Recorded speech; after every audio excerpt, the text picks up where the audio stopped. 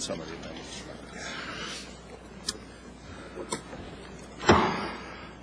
The Committee on Education and Labor will come to order, a quorum being present. Today the committee meets to consider legislation pursuant to the instructions of the House Concurrent Resolution 99. Under the budget resolution, our committee was tasked with finding savings of the mandatory spending programs within this committee's jurisdiction, and that is the purpose of this markup. For years, college costs have risen rapidly, far outstripping families' ability to pay them. Students are graduating with more debt than ever before, and along with their families are working harder and harder to pay back their college loans. In many cases, the high price of attending college is keeping many qualified students from attending at all.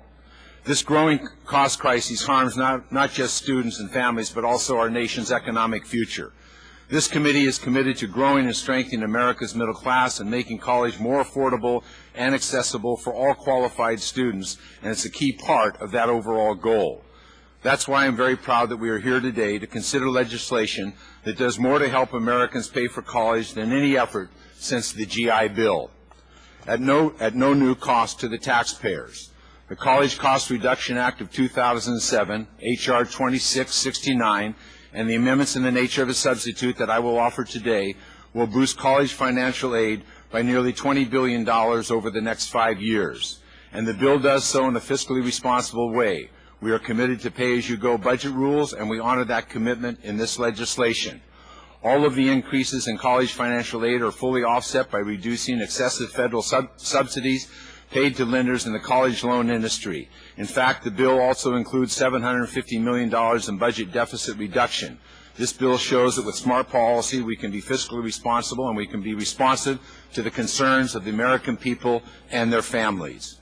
H.R. 2669 provides a $500 increase in the Pell Grant scholarship using mandatory funds phased in over 5 years and on top of the appropriated amount, with the current appropriated amount at $4,700, which was announced last week. The Pell Scholarship would be set to rise to $5,200 in 2013. This legislation also includes the bipartisan H.R. 990, the Pell Grant Equity Act, a bill Ranking Member McKeon and I passed through the House earlier this year to eliminate tuition sensitivity provisions that unfairly penalize students attending low-cost tuition institutions. We are also establishing a year-round Pell program, which, along with changes made in the income protection allowance, reflects provisions outlined in H.R. 2017, the Part-Time Student Assistance Act introduced by Mr. Rush Holt. In addition to the changes of income protection allowance, we also amend the needs analysis and formula to increase the auto zero, if you will, for Pels from a current $20,000 level to $30,000. The legislation also includes provisions of H.R. 5, the College Student Relief Act, to cut interest rates in half for undergraduate students with subsidized student loans, those with the most financial need, over the next 5 years. This provision alone will save students with $13,800 in need-based loan approximately $4,400 over the life of the loan. In addition to cutting interest rates in half, the College Cost Reduction Act will also increase the borrowing limits for third and fourth year students to $7,500, increasing the aggregate borrowing limits to $30,500. The loan limits are done in tandem with efforts to make debt more manageable for students, which we believe is the most responsible way in helping students.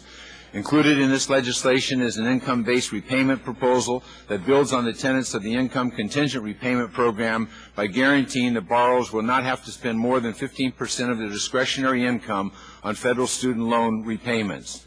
Additionally, this bill includes language from the bill introduced by Representative Sarbanes to provide a complete loan forgiveness for public sector employees after 10 years of service.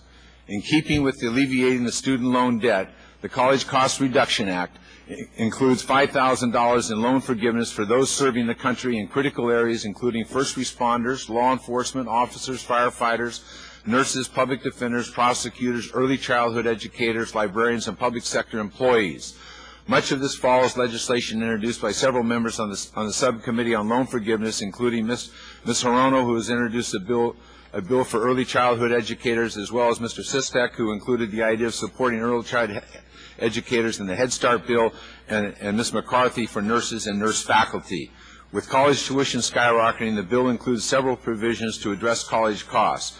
Specifically, the legislation includes a provision to ensure the states maintain their own level of college financing. States would not be allowed to cut funding for higher education while family and federal support continues. As offered in Mr. Tierney's College Affordability and Accountability Act from last Congress, this legislation offers incentives to allow for additional mandatory Pell Grants for schools that keep their annual net tuition increases at a rate equal to or below the increase in the higher education